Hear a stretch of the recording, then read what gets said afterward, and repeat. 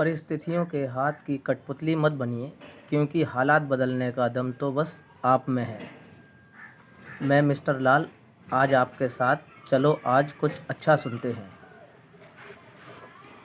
सौरभ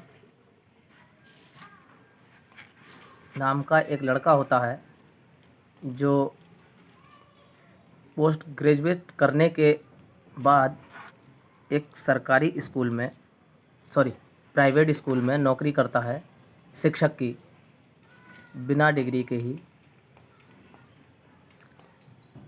और उस स्कूल में पढ़ाने के साथ ही साथ कुछ समय उपरांत उसका विवाह स्वाति नाम की पत्नी से हो जाता है। स्वाति से बहुत स्नेह करता है। उसके व्यवहार और पढ़ाने के तरीके से प्रबंधक साहब संतुष्ट नहीं हो पाते और बच्चे भी संतुष्ट नहीं हो पाते, जिससे वो नौकरी भी उसको छोड़ना पड़ जाती है। तभी वो हताश होकर के घर आता है, अपनी पत्नी से कहता है। तब पत्नी कहती है उससे कि आप घबराइए नहीं, हो सकता है आपके पास वो पढ़ाने का तरीका ना हो, बच्चों को डील करने का अनुभव ना हो, आपको मालूम ना हो, आप कोई और काम देख लीजिए। ऐसा कभी कभी होता है कि वो चीज़ें हमसे नहीं आती और हम उसमें अधूरे रह जाते हैं, आप कोई अन्य काम देखिए। तब सौरभ अन्य काम में जुट जाता है और लग जाता है। तब उसे एक नई नौकरी मिलती है, जहां वो कुछ समय तक ही काम कर पाता है और वहां से भी वो निकाल दिया जाता है।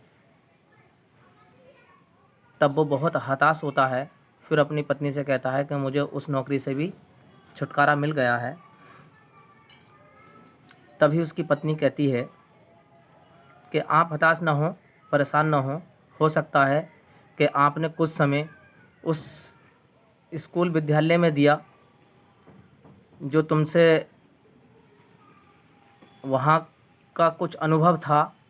अब नए काम में जब गए हो तो इसका कोई अनुभव आपको नहीं है, इस कारण आपको वहाँ से निकाल दिया गया है। आप परेशान ना हो, कोई अन्य काम देखिए।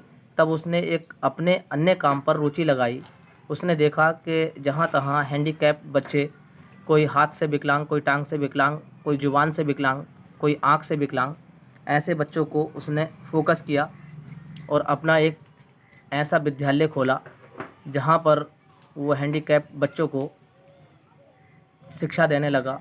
धीरे धीरे उनकी संख्या काफ़ी अधिक हो गई और इस तरह से उसने एक विद्यालय खोल लिया अपना, हैंडीकैप बच्चों को सिखाने का।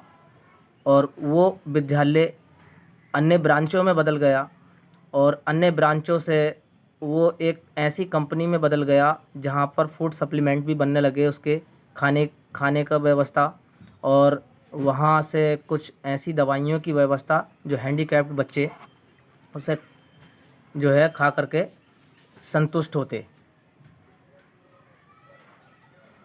ये सब वो कर पाया। अगर वो एक ही प्लेटफॉर्म पर रुका रहता तो वो ऐसा कुछ नहीं कर पाता। तो साथियों, इससे हमें सीख मिलती है कि यदि हम एक कार्य पर फोकस करें और उसमें सफलता ना मिले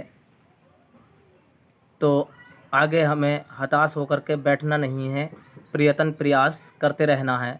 थैंक यू साथियों।